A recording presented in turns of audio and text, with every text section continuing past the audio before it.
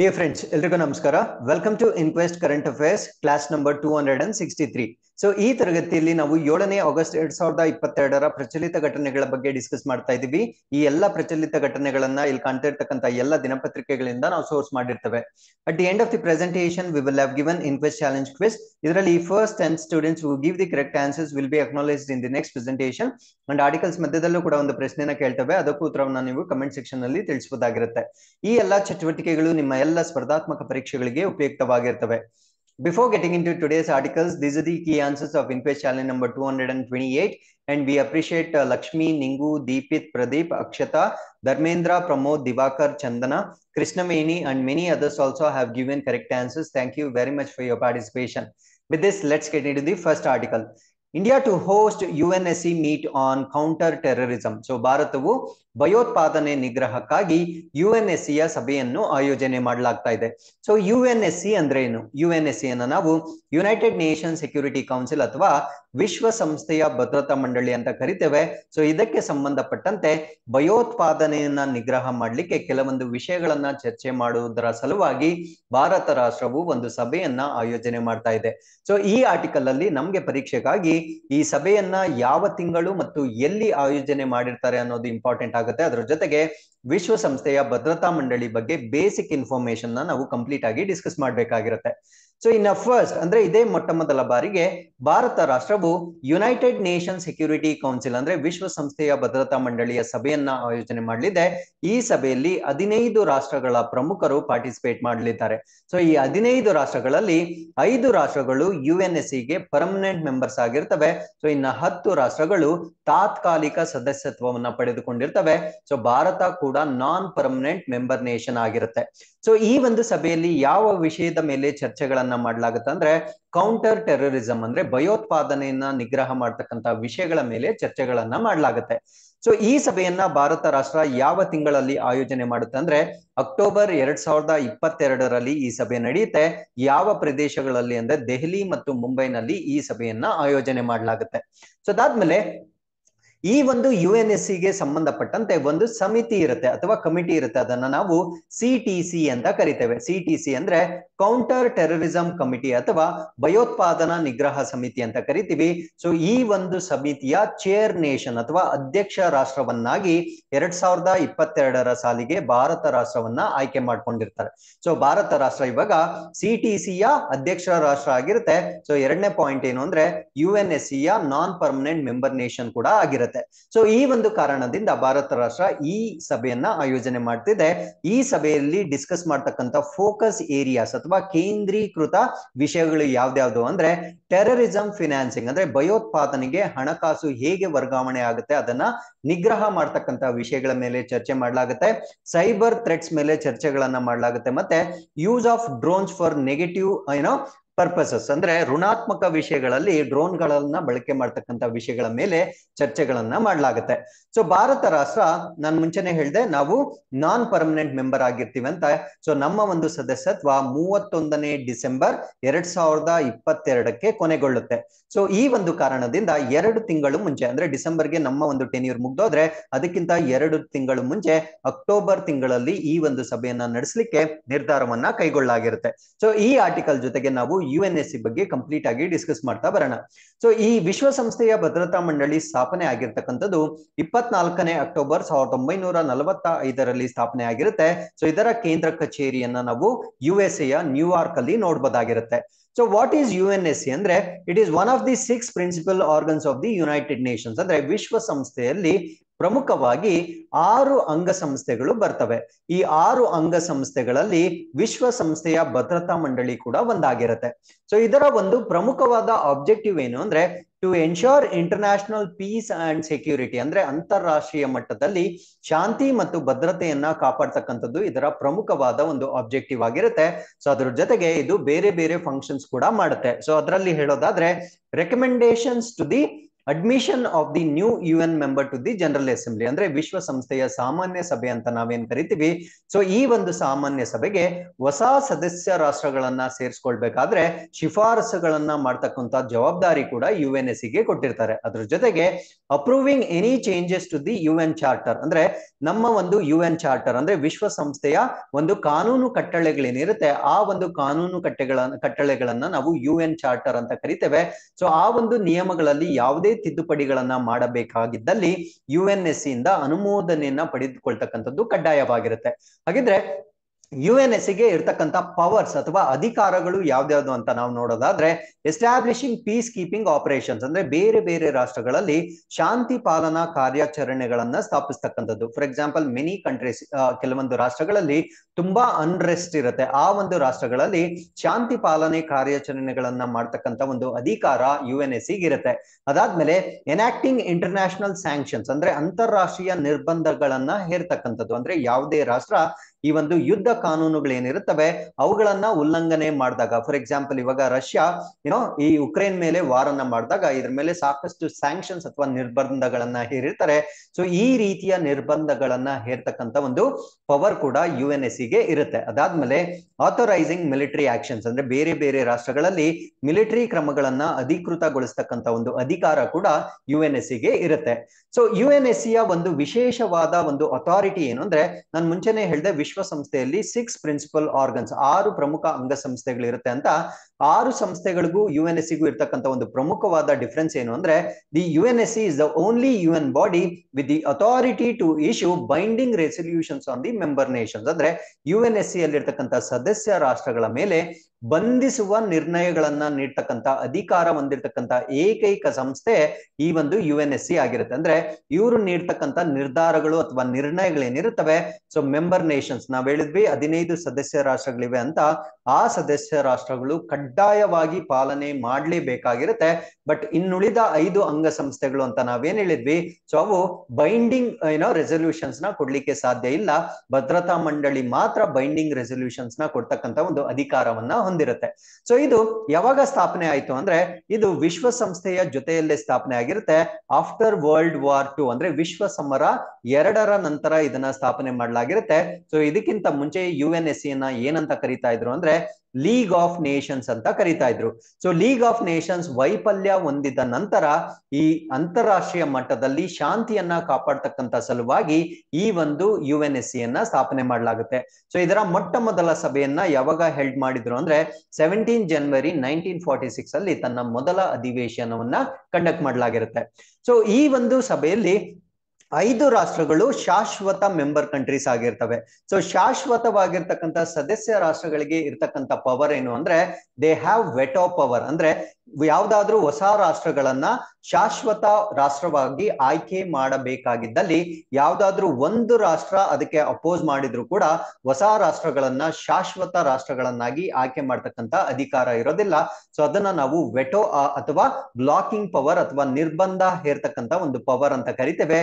So ಈ ರೀತಿಯ power ಅನ್ನ ಪರ್ಮನೆಂಟ್ ಮೆಂಬರ್ ಆಫ್ UNSC ಗೆ ಮಾತ್ರ ಕೊಟ್ಟಿರ್ತಾರೆ. ಅದಾದ್ಮೇಲೆ admission of new member states to the United Nations are nominees for the office of the secretary general ಅಂದ್ರೆ ಈ ಒಂದು ಸೆಕ್ರೆಟರಿ ಜನರಲ್ ಹುದ್ದೆಗೆ ನಾಮನಿರ್ದೇಶಿತರನ್ನು ಕೂಡ ನಿರ್ಬಂಧ ಮಾಡ್ತಕ್ಕಂಥ ಅಧಿಕಾರವನ್ನ ಈ 5 ಶಾಶ್ವತ ಸದಸ್ಯ ರಾಷ್ಟ್ರಗಳಿಗೆ ನೀಡಲಾಗಿರುತ್ತೆ.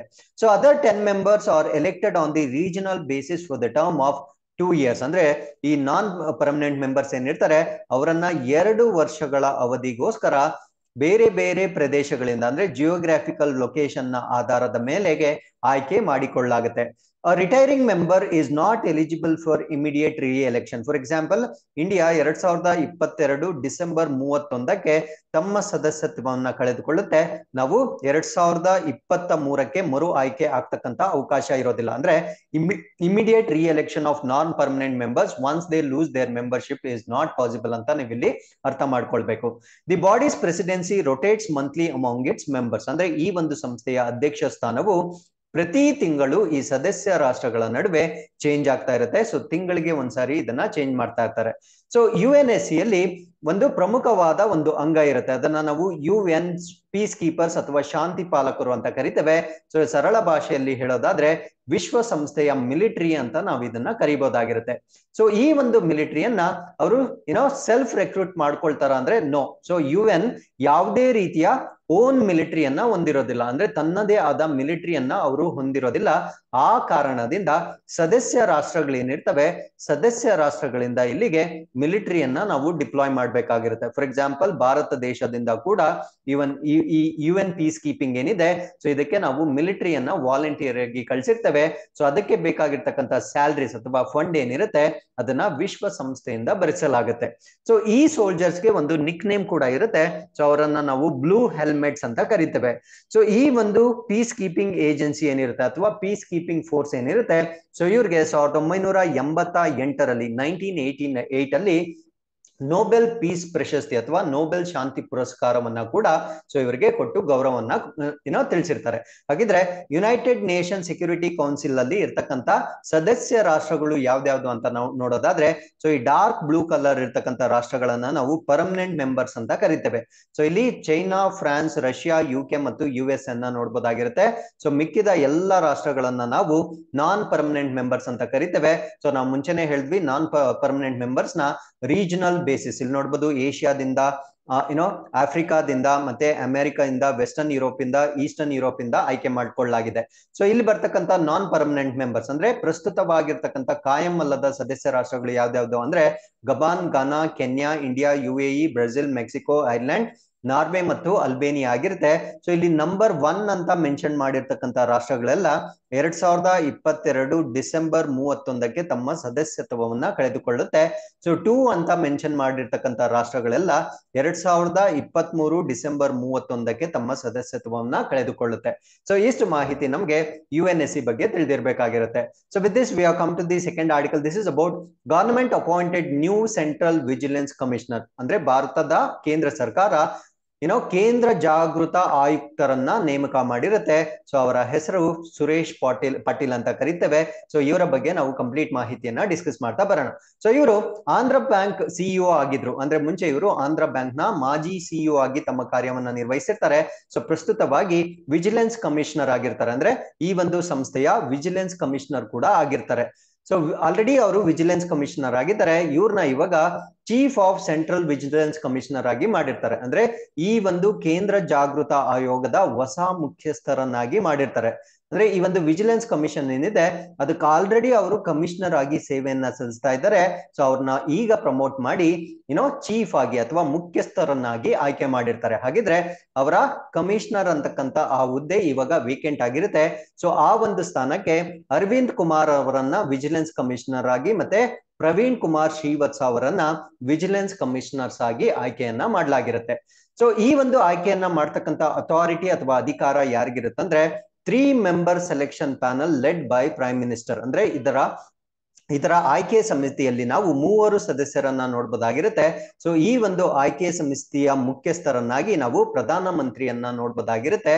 ಸೊ ಇವರು CVC ಅಂದ್ರೆ ಚೀಫ್ ಆಫ್ ವಿಜಿಲೆನ್ಸ್ ಕಮಿಷನ್ ಮತ್ತೆ ವಿಜಿಲೆನ್ಸ್ ಕಮಿಷನರ್ಸ್ ನ ಇಬ್ಬರನ್ನು ಆಯ್ಕೆ ಮಾಡ್ತಕ್ಕಂಥ ಒಂದು ಅಥಾರಿಟಿಯನ್ನ ಇವರಿಗೆ ಕೊಟ್ಟಿರ್ತಾರೆ.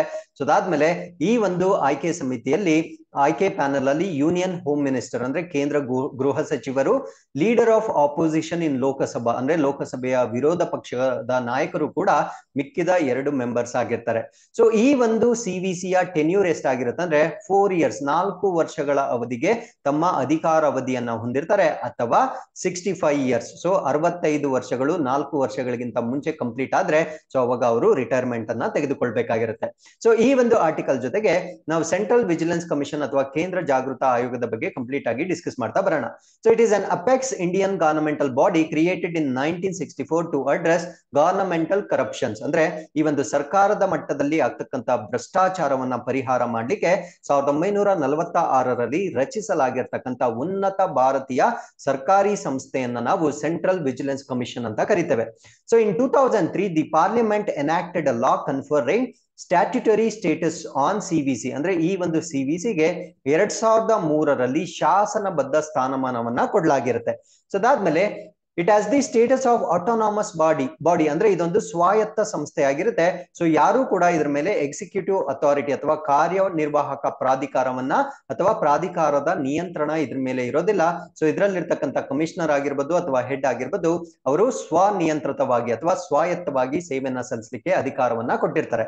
ಸೊ ಅದಾದ್ಮೇಲೆ ಇವ್ರು ಏನ್ ಮಾಡ್ತಾರೆ ಅಂದ್ರೆ they can advise in various authorities in central government organisations in planning, executing, reviving and reforming their vigilance work. ಅಂದ್ರೆ ಕೇಂದ್ರ ಸರ್ಕಾರದ ಸಂಸ್ಥೆಗಳಲ್ಲಿ ವಿವಿಧ ಅಧಿಕಾರಿಗಳಿಗೆ ಅವರ ವಿಜಿಲೆನ್ಸ್ ಇರ್ಬೋದು, ಕಾರ್ಯವನ್ನ ಯೋಜನೆ ಮಾಡ್ಲಿಕ್ಕೆ ಮತ್ತೆ ಕಾರ್ಯಗತಗೊಳಿಸಲಿಕ್ಕೆ, ಪರಿಶೀಲನೆ ಮಾಡ್ಲಿಕ್ಕೆ ಮತ್ತು ಸುಧಾರಣೆಗಳನ್ನ ಮಾಡ್ಲಿಕ್ಕೆ ಸಲಹೆಗಳನ್ನ ಕೊಡ್ತಕ್ಕಂತ ಒಂದು ಹೊಣೆಗಾರಿಕೆ ಕೂಡ ಇದಕ್ಕೆ ಇರುತ್ತೆ. ಸೊ ಇದನ್ನ ಹೇಗೆ ಸ್ಥಾಪನೆ ಮಾಡಿದ್ರು? ಸೊ ಇದರ ಹಿಸ್ಟ್ರಿಯನ್ನ ನಾವು ನೋಡೋದಾದ್ರೆ it was formed on the recommendations of the committee. ಒಂದು ಸಮಿತಿಯ ಶಿಫಾರಸುಗಳನ್ನ ಮೇರೆಗೆ ಈ ಒಂದು ಸಂಸ್ಥೆಯನ್ನ ಸ್ಥಾಪನೆ ಮಾಡಲಾಗಿರುತ್ತೆ. ಸೊ ಪರ್ಪಸ್ ಏನು ಅಂದ್ರೆ ಪ್ರಿವೆನ್ಷನ್ ಆಫ್ ಕರಪ್ಷನ್, ಅಂದ್ರೆ ಭ್ರಷ್ಟಾಚಾರವನ್ನ ತಡೆ ಮಾಡ್ತಕ್ಕಂತ ಒಂದು ಸಮಿತಿಯ ಶಿಫಾರಸಿನ ಮೇರೆಗೆ ಇದನ್ನ frame ಮಾಡಲಾಗಿರುತ್ತೆ.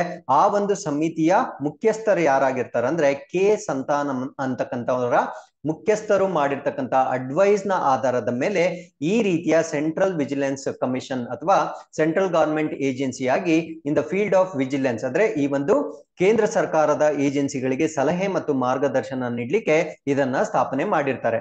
So Nittur Srinivasa Rao is the first chief vigilance commissioner of India. So Nittur Srinivasa Rao ಅವರು ಭಾರತದ ಮೊದಲ ಮುಖ್ಯ ವಿಜಿಲೆನ್ಸ್ ಕಮಿಷನರ್ ಆಗಿ ಸೇವೆಯನ್ನ ಸಲ್ಲಿಸಿರ್ತಾರೆ. ಸೊ ಇದು ಪ್ರತಿ ವರ್ಷ ಒಂದು ಆನ್ಯುವಲ್ ರಿಪೋರ್ಟ್ ಅಥವಾ ವಾರ್ಷಿಕ ವರದಿಯನ್ನ ಬಿಡುಗಡೆ ಮಾಡುತ್ತೆ.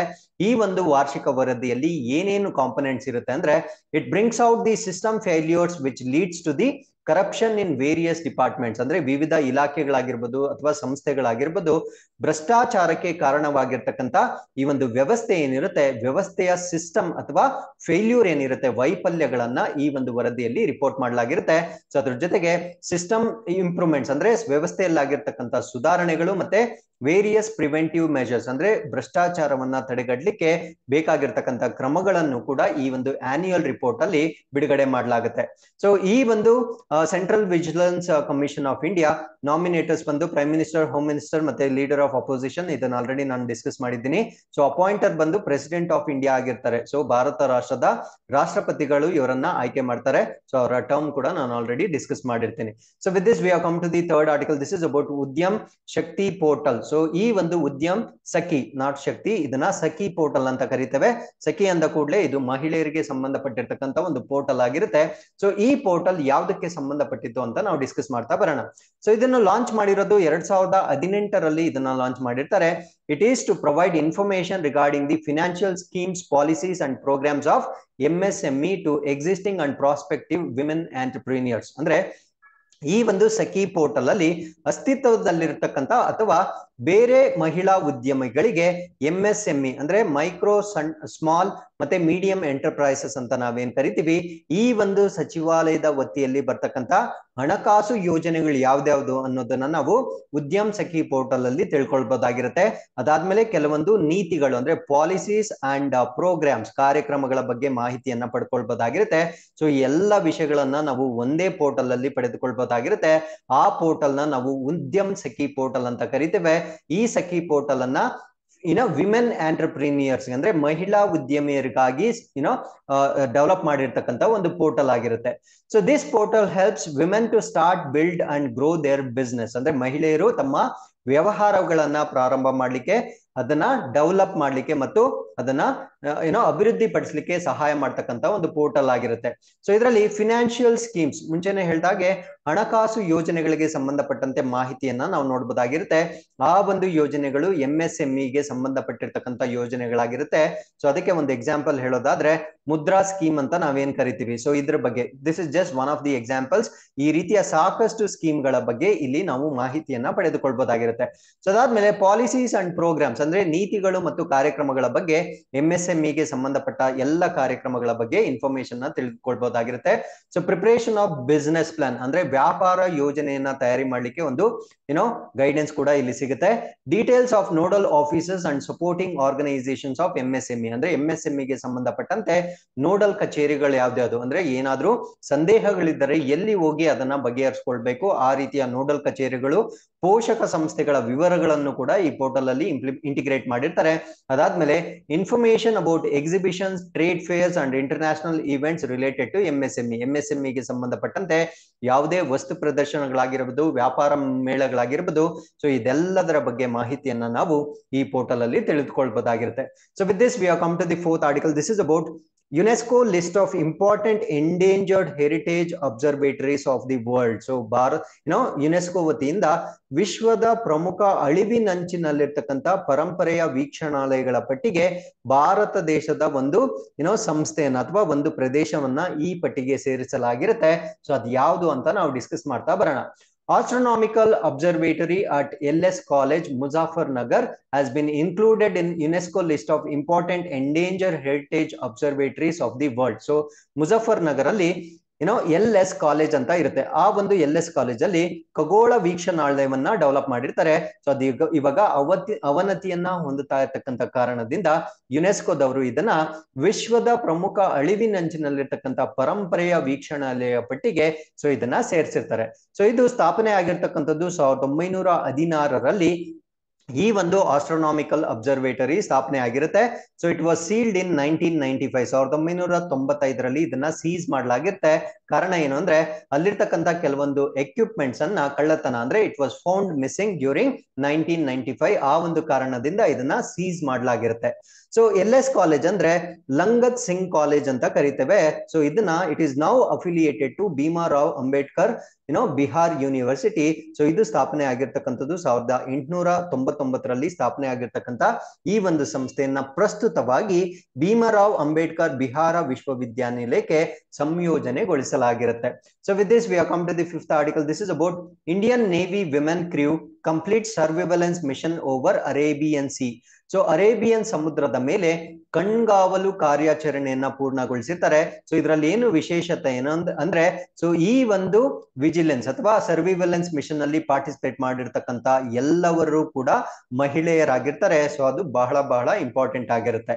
ಸೊ ಈ ಒಂದು ಟೀಮ್ ನ ನಾವು ಐನಾಸ್ 314 ಅಂತ ಕರಿತೇವೆ. ಈ ಒಂದು ಟೀಮ್ ಅಲ್ಲಿ ಬರ್ತಕ್ಕಂಥ 5 ಮಹಿಳಾ ಅಧಿಕಾರಿಗಳು first all women independent maritime reconnaissance and surveillance mission over the North Arabian Sea on board Dornier 228 aircraft. So ಇವರು ಬಳಸಿರ್ತಕ್ಕಂಥ ಏರ್ಕ್ರಾಫ್ಟ್ ಯಾವುದು ಅಂದ್ರೆ ಡಾರ್ನಿಯರ್ 228 ವಿಮಾನವನ್ನ ಬಳಸಿಕೊಂಡು ಉತ್ತರ ಅರೇಬಿಯನ್ ಸಮುದ್ರದ ಮೇಲೆ ಮೊದಲ ಸಂಪೂರ್ಣ ಮಹಿಳಾ ಸ್ವತಂತ್ರ ಕಡಲ ವಿಚಕ್ಷಣ ಮತ್ತು ಕಣ್ಗಾವಲು ಕಾರ್ಯಾಚರಣೆಯನ್ನ ಇವರು ಪೂರ್ಣಗೊಳಿಸಿರ್ತಾರೆ. ಅಂದ್ರೆ ಇದೇ ಮೊಟ್ಟ ಮೊದಲ ಬಾರಿಗೆ ಕಂಪ್ಲೀಟ್ ಆಗಿ ಎಲ್ಲಾರು ವಿಮೆನ್ ಆಫಿಷಿಯಲ್ಸ್ ಸೇರ್ಕೊಂಡು ಈ ಒಂದು ಕಾರ್ಯಾಚರಣೆಯನ್ನ ಕಂಪ್ಲೀಟ್ ಮಾಡಿರೋದ್ರಿಂದ ಇದೊಂದು ವಿಶೇಷವಾದ ಆರ್ಟಿಕಲ್ ಆಗಿರುತ್ತೆ. So INAS 314 is the frontline naval air squadron based at Porbandar, Gujarat. So ಈ ಐನಾಸ್ 314 ಅಂತಕ್ಕಂಥದ್ದು ಗುಜರಾತ್ನ ಪೋರಬಂದರ್ ನಲ್ಲಿರ್ತಕ್ಕಂಥ ಮುಂಚೂಣಿ ನೌಕಾಪಡೆಯ ಏರ್ ಸ್ಕ್ವಾಡನ್ ಆಗಿರುತ್ತೆ.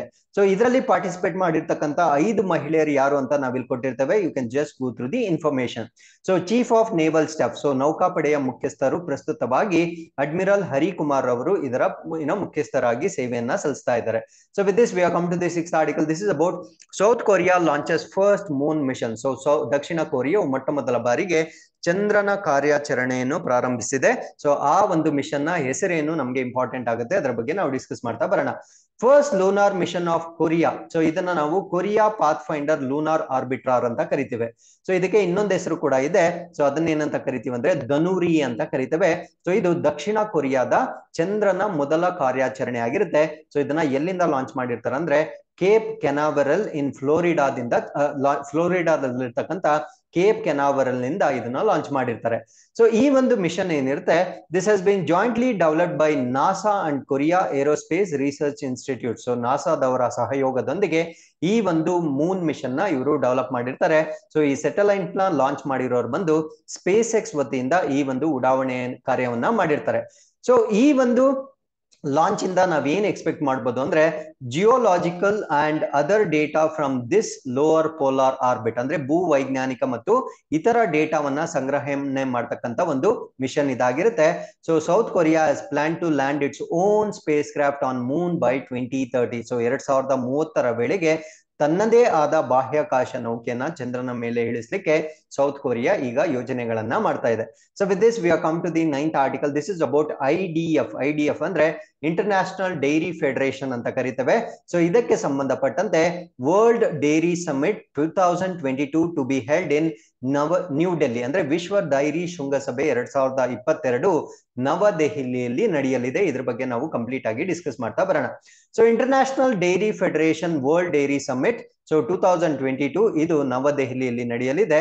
ಸೊ ಯಾವ ತಿಂಗಳಲ್ಲಿ ಇದು ನಡೆಯುತ್ತೆ ಅಂದ್ರೆ ಸೆಪ್ಟೆಂಬರ್ ತಿಂಗಳಲ್ಲಿ ಇದನ್ನ ಆಯೋಜನೆ ಮಾಡಲಾಗ್ತಾ ಇದೆ.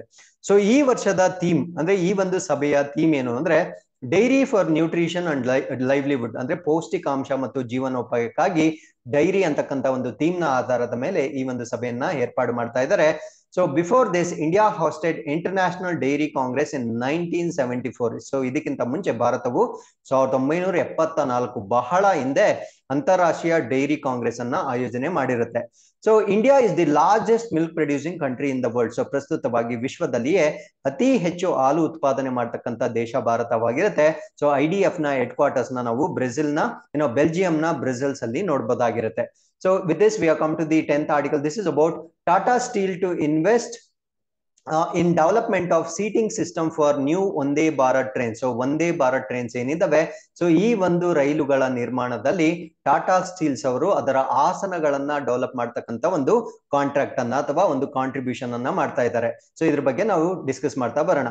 So first in India seating system for Vande Bharat express trains from September 2022 ಅಂದ್ರೆ ಸೆಪ್ಟೆಂಬರ್ 2022ರಿಂದ ವಂದೇ ಭಾರತ್ ಎಕ್ಸ್ಪ್ರೆಸ್ ಏನಿದೆ ಆ ರೈಲುಗಳಿಗೆ ಭಾರತದಲ್ಲಿಯೇ ಮೊದಲು ಆಸನ ವ್ಯವಸ್ಥೆಯನ್ನ ಹೊರತರಲು ಸಿದ್ಧವಾಗಿರುತ್ತೆ. ಯಾರು ಅಂದ್ರೆ ಟಾಟಾ ಗ್ರೂಪ್ ನಿಂದ ಈ ಒಂದು ಆಸನ ವ್ಯವಸ್ಥೆಯನ್ನ ಮಾಡಲಾಗ್ತಾ ಇದೆ.